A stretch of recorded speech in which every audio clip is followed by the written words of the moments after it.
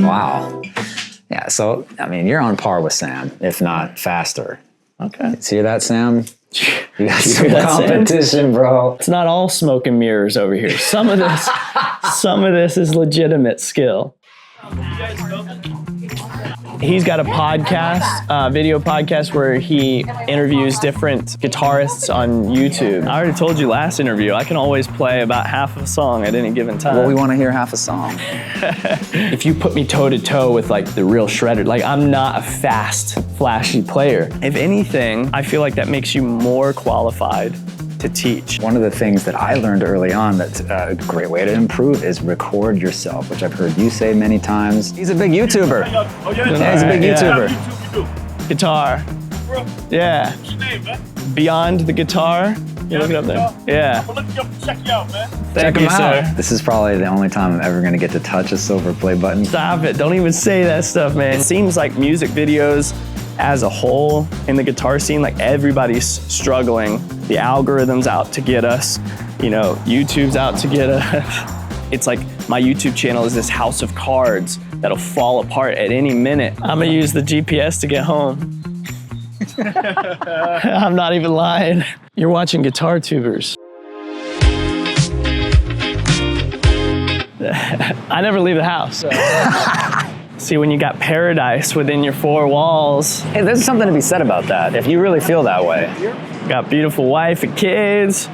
It was like, what does this have to offer Beautiful me? studio. Yeah.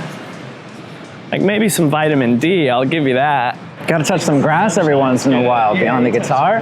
Come on.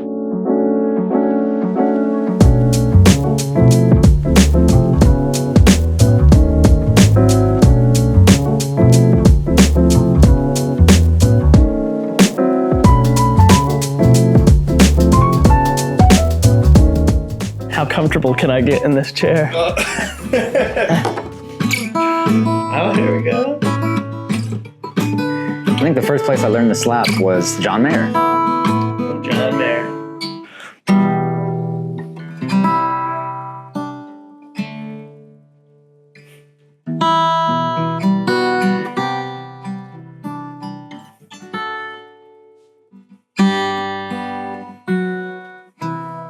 That steel string twang. I don't know if you do this, so if you do, I'm gonna need you to correct course going forward.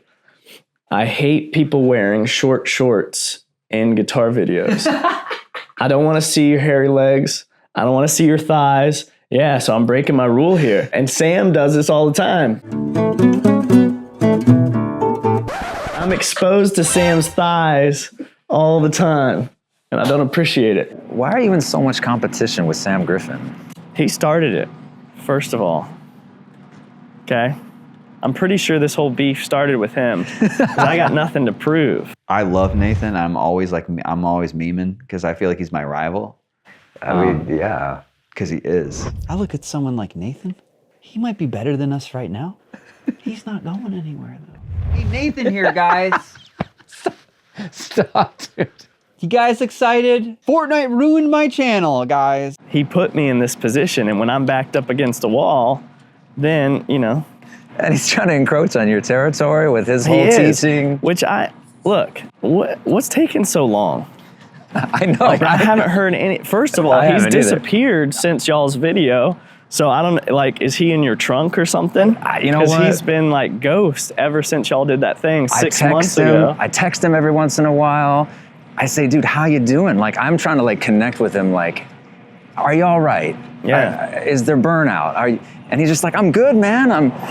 We're going on tour. I'm like, I didn't even know you were going on tour. I don't know. He's a man of mystery. I've always said that. Yeah. I mean, I'm rooting for him on his Arrangers thing, but like, where is it? I want to see it. So I'm in his Discord. Nobody else knows what's going on either with that. Yeah. Well, he did try to, I know you heard this. He tried to pitch me on it with his Fiverr lady, her Fiverr bot that was reaching out to me asking me if I wanted to level up. I went on Instagram and I just went to look at Nathan's stuff. He had sent me a message. I clicked it. He responded to you? No. But what had happened was the Fiverr lady reached out to him. And the message is like, hey, Nathan, do you want to increase your arranging ability? And he's like, Sam? So I was like mortified. although he got the story wrong, he said I was just like, Sam, I totally was playing along because I knew something was up. Like he had some bot or hired somebody. So I was like, yeah, I would totally love to level up as an arranger. What are my next steps? You know, like, That's so funny, dude. when you get a message from Nathan Mills, it's from Nathan Mills. I'm not all Hollywood hiring out to Fiverr. Yeah, I don't know where I'm going. We're going to Broad Street. We're going to Broad Street. Metro Music. We want to see you shred on the guitar. I already told you last interview, I can always play about half of a song at any given time. Well, we want to hear half a song.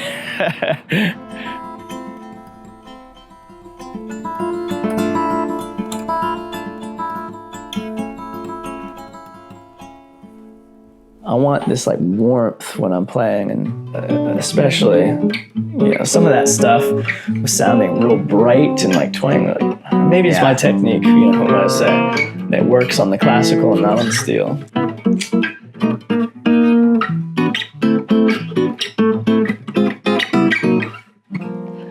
Now, is this persona stuff, or is this just like bossa nova? This is what you play when you have no songs in your repertoire and you came completely unprepared to meet me on the guitar. Do you ever teach? Or have you thought about teaching? No, I've never considered teaching because I feel like I would be a terrible teacher because I've never taken a formal lesson.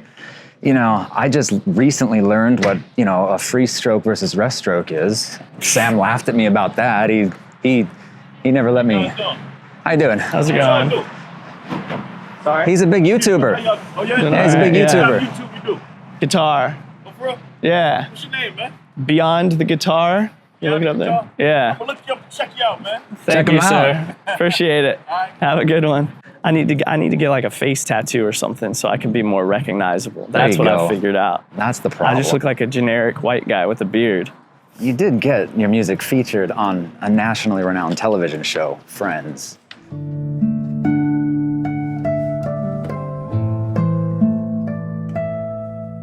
I did. And there's a lesson in that. I made a video talking about that, how people get all bummed, myself included, historically, when you post a video that kind of flops. Yeah. But when you break out of this kind of scarcity mindset, you start to like realize that, you know, there's an abundance of opportunities out there, and what once was a flop could potentially open the door for something, you know, great. So that Friends video that I did That's really right. kind of tanked. It didn't really do anything. It didn't do that well. And then you get a call. A couple of years later. Yeah, Mr. Mills, we'd like to use your song in the reunion episode of Friends. Yeah, exactly. We'll pay you in spare change. I would have taken whatever they offered too. Yeah, exactly. I mean, that's the thing when you're dealing with this game of covers and arrangements, like you don't really have any negotiating power Yeah.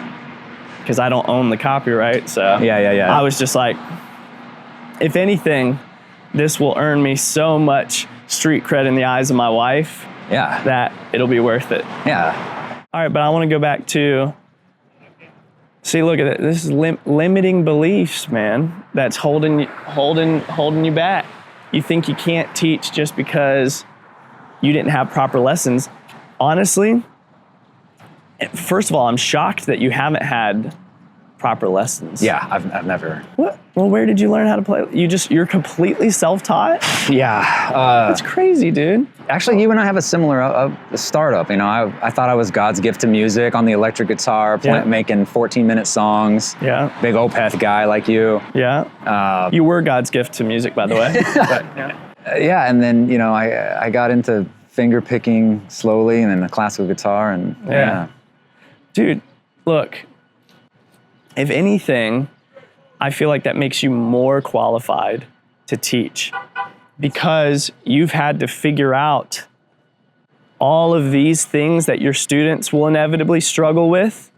You've had to like work through that on your own. So you might not really know how to articulate it yet because you haven't done that. And so you just have to kind of reverse engineer what you've done and figure out how to communicate that effectively. That's an interesting perspective. Yeah, you are absolutely qualified to teach if it's something that you're interested in. But the reason I brought that up is because my advice, like for musicians just starting out on YouTube, is you're going to have a much higher rate of success if you're not just purely chasing views and you're treating it more like a business and you have a service to provide.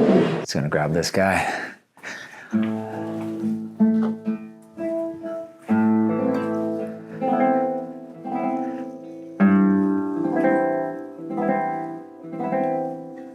It seems like music videos as a whole in the guitar scene, like everybody's struggling for views with that these days. And so if you can break out of that just views game, and instead of just chasing endless amount of views, you're thinking about just creating leads and customers and potential students and offering like value by making their life better, by teaching them something, you don't need as many views as somebody who's just, relying on, again, Patreon or YouTube ad revenue. Because you're solving a problem. You're providing a service. Right. Now, entertainment is a service, but people are more willing to invest financially in some type of like education, something that's going to make their life better, teaching them how to do something, right? Yeah. I was talking about this with some students just the other day. Like one of the biggest like returns on investment when it comes to exploring in your technique in regard to tone is just focusing on pushing the string in toward the soundboard rather than plucking upward, right? Like instinctively, most people want to like pluck up on the string. And as soon as you pluck inward instead, you get a fuller tone. I don't ever use rest strokes. That's one of like the controversial things in the classical guitar world. Yeah. That I like, I just, every classical guitarist uses rest stroke from one time to another. I don't like it because of the way I like my nails. It forces me to put my hand in a different position. And to me, it's not worth it. Anybody who has had a teacher has had that like crappy teacher who is clearly like bitter because they weren't able to, their career on stage didn't pan out, and so they're just teaching because they have to and they resent it. Like, people can feel that. So you do have to, if you're gonna do that, you need to like enjoy teaching, enjoy helping people. But that's certainly something that everybody should consider in this game. If you're going on YouTube, like, there's no reason why you shouldn't be able to like make some form of a course and you can turn that into passive income that, your videos funnel to. There's a lot of people that I've talked to that don't tab out like as they go. Like it's literally integrated into the process for me. It's not even after the fact. It's like measure by measure as I figure it out. Now I might go back and tweak some things, but it also helps keep me honest so that I'm not constantly tweaking things. Mm-hmm. Yeah, I'm right there with you. I do it as I go. Throughout the process of the arrangement, it'll get revised as I find maybe better ways to play something. But for the most part, I tab as I go, and that's always how it's been. Guitar Pro has been my best friend in the whole thing. Yeah, it's so integrated in the process. I can't imagine. How good is your ear? It's decent. I studied y'all's video frame by frame, and that whole chord thing that y'all were doing. My ear is good, but that was impressive to me. Give me this chord.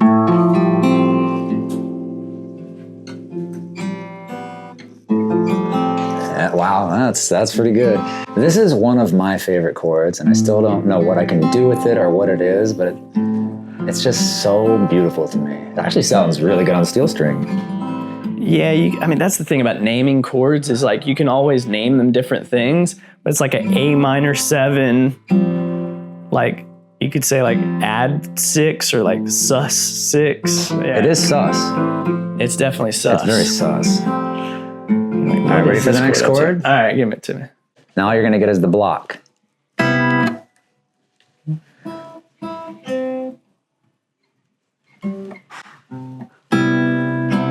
Wow. Yeah, So, I mean, you're on par with Sam, if not faster. Okay. See that, Sam? You got some that, competition, bro. Watch out. It's not all smoke and mirrors over here. Some of this is legitimate skill. Some. And put some pants on, bro. Come on. Yeah, come on, dude.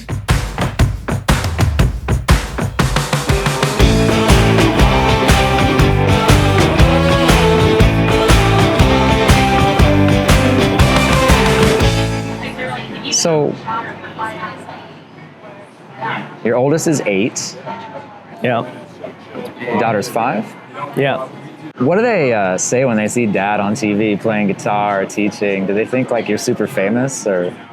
My son will make, he'll make, which I don't even know where he got it from. I think it was like hanging out with cousins one day who are a bit older than him. Because he came back one day and he was like, yeah, my dad's famous. And like we never talk anything like that, so I don't know where. Again, he had to have got that from cousins. So sometimes he'll make jokes like that, and he'll like if we're filming something, he'll look at the camera and be like and subscribe, which I don't even do that in my videos. So I don't know where he gets half of this stuff, but He watches YouTube. He sees other guys do it. Yeah, well, I mean, he doesn't watch a lot of YouTube, but yeah, I mean, he picks up on some of that stuff. So. They're pretty indifferent to it, to be honest. Like, I wish, I was trying to teach him guitar for a while. How's that going? Not great. Yeah, we ended up taking a step back from it. And part of me wonders if, like, of course he is young, and it is hard for, it's a very rare kid to just be full send on a musical instrument at that age, because it's that you have to play the long game, right? There's no instant gratification with the guitar. But part of me thinks maybe he's like associated guitar with like work, like daddy can't play with me right now because he's playing the guitar. So I hope I haven't like, tainted it for him in that way. I don't feel like I have to, force this thing on my kid. Like if he doesn't ever want to play the guitar, I'm okay with that. One thing recently that's like warmed my heart that they've started doing. So we have these little, they're called yotos. They're these little like, you put these cards in them and they can play audio stories for the kids, or they can play music. So it's a way to like have your kids listening to things without it being like connected to the internet, right? To be able to be exposed to whatever, and there's like no ads, whatever. But you can put MP3s on the cards so you can kind of create your own things. And so he had asked if I could put my music on one of his cards. And so I put like my entire like catalog on some of these cards for him, and he'll like listen to it going to bed now. Oh, and man. It's like the sweet, like when I close his door and I like go up before I go to bed, I'll go in there and I'll like hear my music playing in his room, and he turns it back on first thing in the morning, and that just like, warms my heart. Damn, dude, that's really cool to hear that. So hopefully maybe that'll seep into his like subconscious, and he'll start like maybe just picking up the guitar a little bit on his own. That's kind of what I'm waiting for, to see if it piques He's still the interest. really young. Yeah. Still really young. I don't know if you get the similar question, but I'll definitely get people who ask like, or they'll come up to my wife, they'll be like, you're so lucky that you just get to hear him like playing this beautiful music all day. I think I've heard that once or twice. Yeah. Well, and my wife, she's so gracious about it, where she's like, yeah. But I know the reality is like, we know it's like, but she's hearing me like literally play the same 5 measures for a month ad nauseum forever. It's not like no. By the time I'm ready to record it, she's sick of the song. Yeah, exactly. And if she hears that song again, she remembers, oh God, I hated when you were practicing that song. Yeah, we're just and it's probably worse for you because I know your wife's a gamer, so you're like systematically ruining all this music for her. It's a Persona 5, which already like their music in that game is very in your face. It's up front. It's not in the background. It's every scene has this very loud and very unique music. And so, so on top of already being sick of it because she's playing the game, she hears me playing on a guitar. She's like, oh, can't escape it. You also try. This is what I love too. That you are doing what you need to do, which is like experimenting and trying new things. And it's the hard balance of, you got to be willing to try new things, but then also recognize that when we try something new, it probably won't work at first, especially if it's something our audience, like we have to kind of warm them up to it. And so then you have to then play the long game with it. So just because it doesn't work at first doesn't mean it's a bad idea or it isn't gonna work. Yeah. And that's the thing where a lot of people, like, there is a time to like cut and run and then try something new, but there's also times where we need to lean in and just like give it that honest shot. It's hard to know when it's hard to know when it's like, oh, this is not gonna work. Right. I still am kind of trying to figure that part out. Like, does this work? Does this not work? Right, and it's hard because the content that we make, there's an immense amount of work that goes into one piece of content. So when you try one new thing and it tanks, it's kind of, but that's like with instructional content, for example, like somebody might dip their toes in it and they put out one instructional video when their audience is used to music videos. Yeah. And then they're like, oh, this instructional video tanked. I'm never gonna do one of those again. Right. Like, that's not necessarily indicative of whether it will work in the long term. So yeah, I mean, it is that tension between being willing to put your head down and grind something out and also being willing to like experiment and pivot.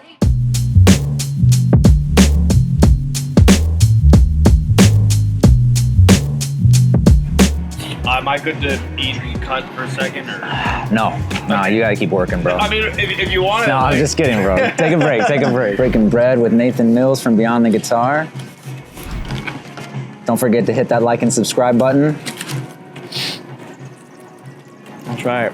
YouTube, baby. So, like, Tyler's ex-girlfriend used to work here, and her friends, the friends of the ex-girl used to work here, so now I'm worried that my sandwich is compromised because I'm associated with this guy. You're fine. I'm the one who should be worried. How do they know who ordered what? How do they know? Can you tell? That's why you should have ordered what you usually do. That way you could tell if there's a little something extra in there. Yeah. Because now you don't know. Now I'm I reluctant. have to run to the bathroom in like 5 minutes. Now I'm reluctant to dig in. What does your dad say? What do your parents say about your content when they see you on YouTube, when they see you on Instagram? They're incredibly supportive. My mom is probably going to be one of the first people to watch this. It's true. Can't confirm. So, hi, love you, Mom. Know that I mean well when I say she is so supportive that we've had to have some conversations sometimes where like she'll like reach out to people in the industry, like, you know, composers or like artists, and be like, hey, have you seen like Beyond the Guitar? And I'm kind of like, Mom, like, I love you. I get where you're coming from, but like, that's not a good look. They could put 2 and 2 together and see like Deb Mills, Nathan Mills. Oh, this is his mom. Like doing his publicity. She's amazing. I wouldn't trade that for the world. So for them to be so supportive of me getting a music degree, in fact, I remember I was the one that was like more like, you know, I don't know, maybe I should kind of go this safer route. And my dad like really talked me out of it, basically. Like he convinced me to do the thing that I was passionate about time and time again, even to the point I got burned out after grad school and was like looking at a different career path, and I was gonna go into law enforcement. Wow. And my dad and I have talked about that recently. He's like, when you were talking to us about that, he's like, I just thought to myself, I'm the biggest idiot. I supported my son through all this to go like, you know, pursue this music career. And after all of this, now he just wants to go into law enforcement and throw it all away. I remember So listening to your first podcast episode that you did with Jeremiah, you mentioned that you even went so far as to cut off your fingernails. Like you were done for a while, which is a big gesture. That's right. Just cast my fingernails into the ocean. I don't need these anymore. As an act of, total defiance. Law enforcement, that didn't work out. Yeah, it was a weird, I don't even really know what all went into it. It was kind of like, I don't want to go back to school. So like, what could I do without going back to school? Well, I could be a cop. And I was like, cop, you know, I've read books and watched movies. Like, it looks cool to be a cop. Let me just do that. Like, I just can't picture you like, a license and registration, please. No, I don't think it, and I have a horrible sense of direction. Like, I'm probably gonna need the GPS to like get back to my car. like a horrible sense of direction. So like I would even play out these scenarios like, what if my partner is like, they always say like the southwest side of the building. Like I couldn't tell, I don't know where north is right now. Like how am I supposed to, it would have been bad. Like people would have died on my watch. Well, thank God. Yeah. God, So I think we're better all off, I better think. off. We're all better off that it didn't work out.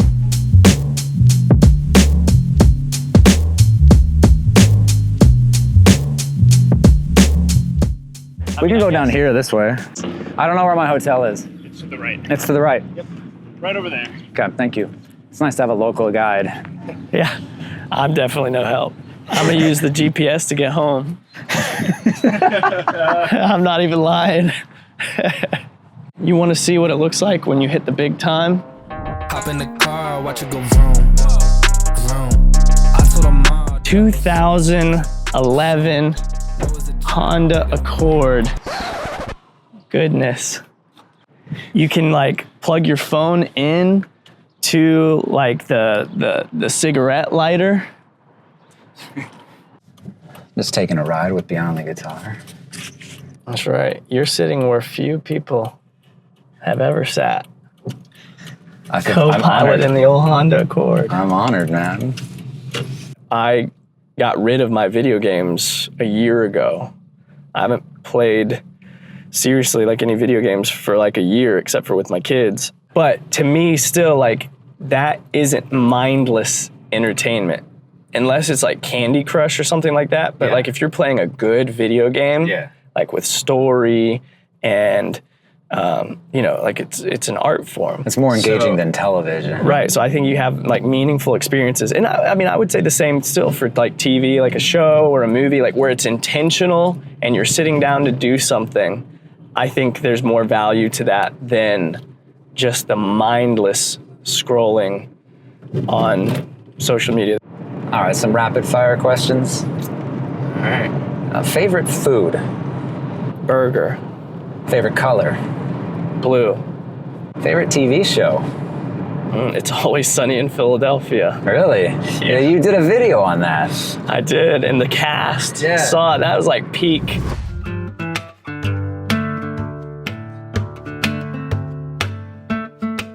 That was like, I could have just retired right there. Because I could not believe that several members of the cast shared that.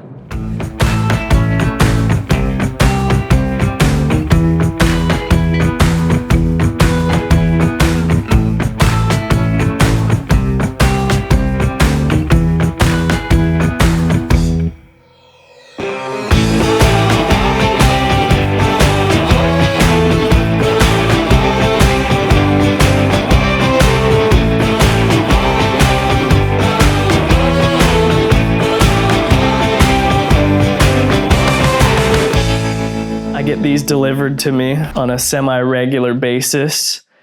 Me and my son will draw characters together. We'll draw and make up these just different characters and cut them out, and we'll play with them like action figures. So you gotta keep that front and center, Remember what you're doing it for. Although we are like the type of parents who like don't keep everything. So especially my wife, she's so minimalistic that certain things like she'll throw away. Like certain things we keep obviously, but a lot of, with kids you get like a million, school will send them a million things to take home, like whatever. So she'll throw away certain things, but every once in a while, like my daughter especially will like open the trash can. She'll be like, "Mama, why did you throw away?" Like devastated. I'm like, oh no.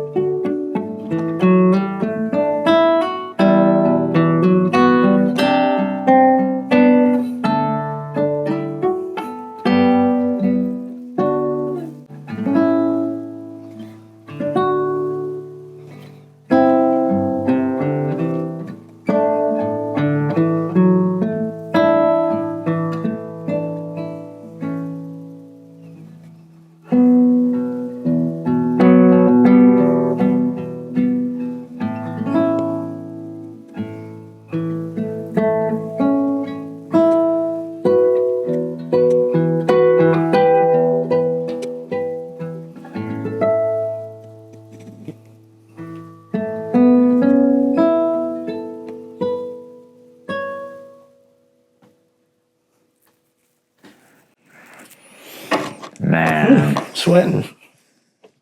dude, you sound just as good live in person as you do in your recordings. Thank you, man. To be fair, this one's not super technical. As somebody who records themselves, I can see that you just have so many years invested. It shows. Well, thank you, man. Thank you. And one of the things that has always been the most important to me, and this is what I like teach my students, is to like really hone in on what's important to you as a guitarist.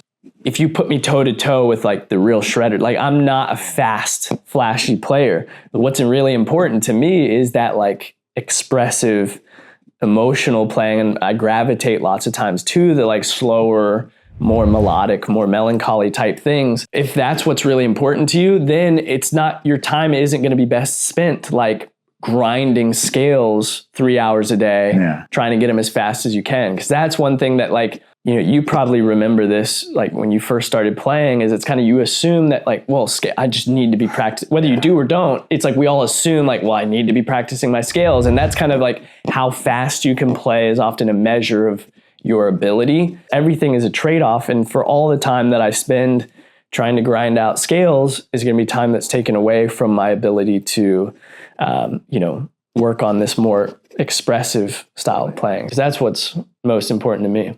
Did you catch the memory slips though? That's the real question. Actually, I did, but you did a really good job covering it up. That's right. That's the job. That's what you do. You fake it till you make it, But right? I noticed Poker that too. face. I was like, wow, you did a really good job not derailing the entire performance over it, which is what I think a lot of players do. It's like, I messed up. I got to do it again. It's like you want to apologize. Like you want to let them know that you screwed up. I talk a lot with my students about like the performance anxiety as well too, because I don't perform a lot. That's one of the beautiful things about like YouTube making videos is that you can do those multiple takes. And so it is a different level of pressure when you've got to play live. Your job is to like put your audience at ease. And so that doesn't mean delivering a perfect performance. It's all about like how you carry yourself. So when you do make the mistake, if you act like you're all nervous and distraught by it, it's going to make them nervous and distraught by it. Whereas if you just like totally poker face and act unfazed by it, A, they're probably not going to notice it. And B, if they do, they're going to like feel more comfortable knowing that like, oh, he's not bothered by it. It's not, okay, it's not a big deal.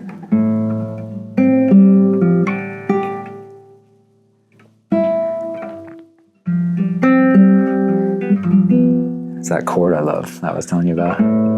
Yeah, that's pretty. I love your guitar. Thank you, man. It feels so nice. Yeah, it's beautiful. I'm kind of like a monogamous kind of guy, you know? Well, like I only need, you know, I got one lady, got one guitar. I got multiple guitars, I know, but most of those were sent to me. So I got a guy making a guitar for me now. His name's Evan Kingma. Oh yeah. Shout out Evan Kingma. Yeah, Evan Kingma he did Guitars. Sam's guitar, right? He did Sam's guitar, and that's why. Cecil, Guitar SVD. Exactly, yeah. And so he just finished my guitar, so I am so excited about finally getting it in my hands. That's awesome. And so you got to play like it. request all the specifics. Yeah, all the specifics, and it's taken 4 years for him to make it. Really? Yeah, so I've been waiting a long time.